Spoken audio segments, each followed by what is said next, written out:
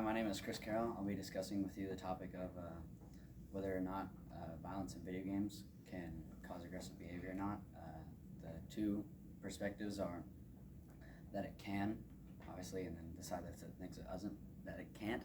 And there's also an inherent issue of if it can, does it have any correlation at all to mass shootings? So the side that says it doesn't, the side that says it has correlation to violence, they like to say that video games can desensitize you from reality by playing them so often. There's kids who also have aggressive behavior towards their parents. If you've been on, I'm sure we've all seen videos or clips of kids getting very angry at their video games, and you hear all the time about parents getting on and aggressive behavior and retaliation toward their parents. There's also a quote from Victor Strasberger, professor at pediatrics at University of Mexico, who studies the effects of media violence on children. He said the most immediate concern is desensitization.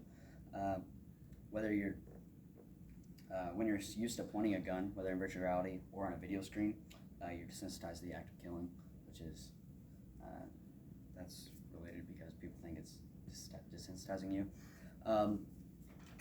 Also, people on the side that say it has harmful effects, violence, are also concerned about addiction of video games. Dr. David Moore, a licensed psychologist who is a graduate faculty member at Argosy University, Seattle, has a quote here. Let's go through a checklist. First, gaming has all the clinical symptoms of addiction. In a report to be published next month, Iowa State researcher Douglas Gentile surveyed from the Gallup poll that 8.5% of youthful video gamers show classic signs of addiction. So now to the side that says that their video games don't have a side to aggressive behavior. They like to say that a healthy amount of video games a day actually has positive effects on people. Girls, for example, girls that play video games are 3 times more likely to go into STEM fields. Educators also like seeing people who can use video games as helpful. They like to say it's useful, critical thinking, helps critical thinking skills. And the employers, there's certain video games that you can play that help employers like to use for training, and it helps with strategic thinking and adaptability. They also say that playing video games for like a small period of time actually, like I said, has more positive effects than it does negative. If you play for a healthy amount of day, then there's no problem with video games. That's what they say. Now on to whether or not video games have anything to do with correlation with mass shootings. People that say it does, they like to point to the Columbine shooting, where the Columbine shooters spent hours upon hours a day playing a video game called Doom. It's a very violent video game. Another quote from Dr. David Moore, just saying that the Columbine shooters were immersed in their violence-filled Doom video game. They also like to say that because there's a lot of shootings going on in those video games, that it already perpetrates people to go out and commit those acts. The side that says there isn't any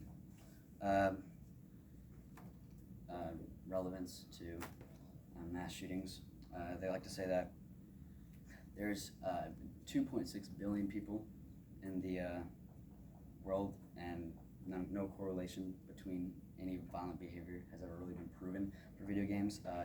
Also, for the United States alone, there's of the past 33 mass shootings since 1980 when video games were released, only 4 of them have admitted to even playing video games, and also that there is just really no contributing factor to it. There was actually a court case, Brown versus Entertainment Merchants Association, where they sued Brown sued the Entertainment Merchants Association based on violent video games and their effects on aggressive behavior and relation to mass shootings. and it was ruled that no matter how violent the speech, it's still in your First Amendment right to make that, no matter how violent.